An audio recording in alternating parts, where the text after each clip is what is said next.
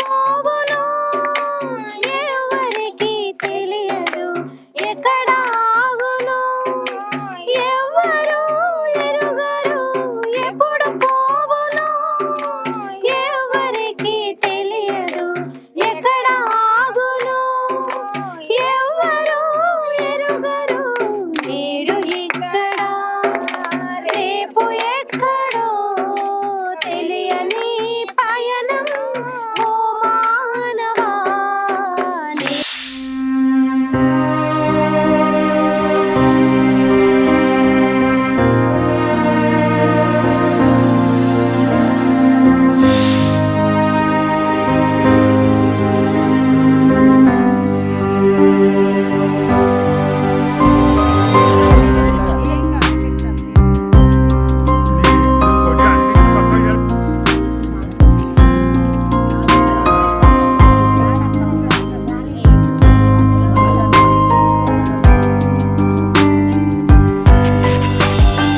యేసుక్రీస్తు నామమున మీ అందరికీ వందనాలు. ఈ సమయంలో ఒకప్పుడు మన మధ్యలో నివసించి మనతో మాట్లాడిన రాజయ్య గారు గత 11 నెలల క్రితం మన మధ్యలో ఉన్నవాడు.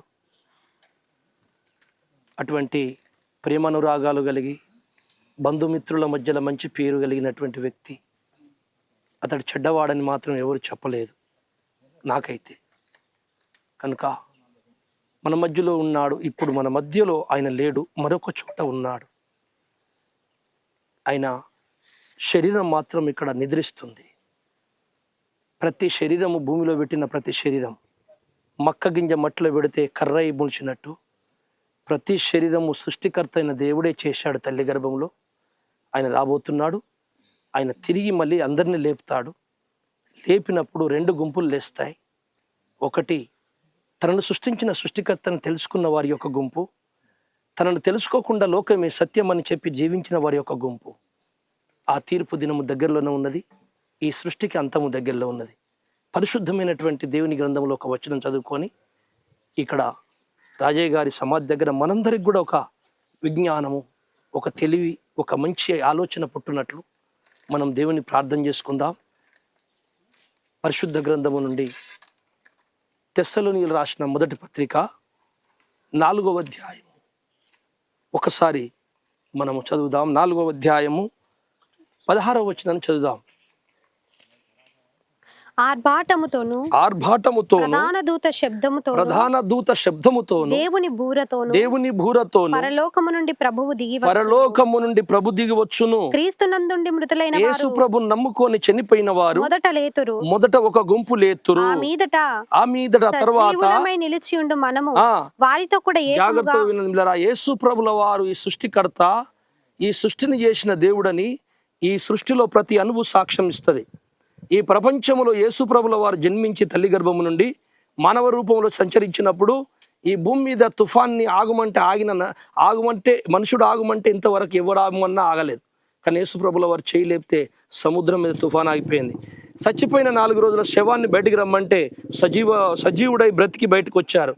అలాంటి ఎందుకు చేశాడు అప్పుడు ఆయన అంటే, నేను ఈ సృష్టిని చేసిన వాడను, ఈ సృష్టి ప్రతి అణువు నా మాట వింటుంది, నేను సచ్చిన వారిని సైతం మళ్ళీ కొత్త శరీరాలతో లేపగలను అని ఆయన నిరూపించడానికి చేశాడు. అంతే, ఇక్కడే బతకడానికి కాదు.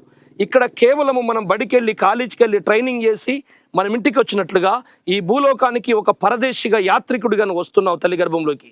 నీ పనేంటో కరెక్ట్గా చేసి ఆ దైవాన్ని సృష్టికర్తను తెలుసుకొని నువ్వు ఎప్పుడైతే ఆయన గణపరిచి నువ్వు చనిపోతావో, నేను మట్టిలో మట్టి కలిసినా సరే ఆయన ఒకనాడు రాబోతున్నాడు, తప్పకుండా అందరిని లేపుతాడు. అందుకే రాజయ్య గారు ఈ సమాధి ఆయన ఇక్కడ శరీరం ఇక్కడే కలిసింది మట్టిలో. కనుక అది బూడిది కానీ, అది పురుగు బట్టని, అది మట్టిలో మట్టి కలిసిపోద్ది. ఎందుకంటే దేవుడు సృజించినప్పుడు ఈ శరీరము మట్టితోనే చేశాడు, అది మట్టిలోనే కలిసింది. కానీ మట్టి కానిది మహిమగల్లది ఆత్మ. ఆత్మ మట్టి కాదు.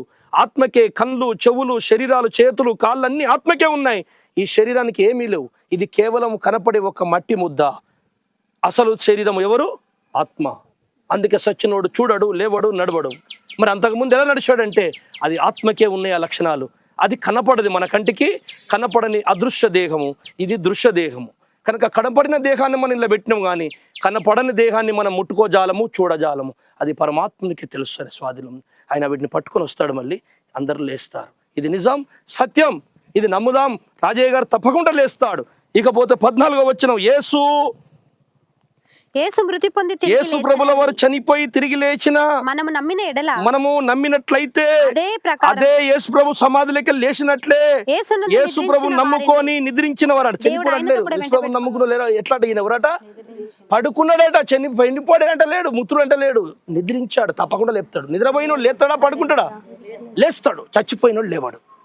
సో పాపముని మరణం అంటుండు, పరిశుద్ధతను నిద్ర అంటున్నాడు. పరిశుద్ధుడైన ఎవరమ్మా? పరిశుద్ధుడైనా తిరిగి లేస్తాడంటుంది. చదవమ్మా. దేవుడు ఆయనతో కూడా వెంటబెట్టుకొని వచ్చును. అక్కడున్న ఆత్మను, నిజమైన శరీరాన్ని వెంటబెట్టుకొని వచ్చి ఈ భౌతికమైన కనపడుతున్న ఈ మట్టి దేహాన్ని మళ్ళీ తయారు చేసి అతనికి తొడిగిస్తాడు. అంగి తొడిగించున్నాడు, తిరిగి లేస్తాడు. బైబుల్ చెప్తున్న సత్యం. బైబుల్ చెప్పిందే ఈ ప్రపంచంలో జరుగుతుంది. ఎవడు చెప్పింది జరగదు. అన్ని చూసి, అన్ని గ్రంథాలు, వేదాలు, పురాణాలు సర్వం చదివచ్చినోడు నేను చెప్తున్నాను. ఇందులో చెప్తున్న దేవుడు సత్యవంతుడు.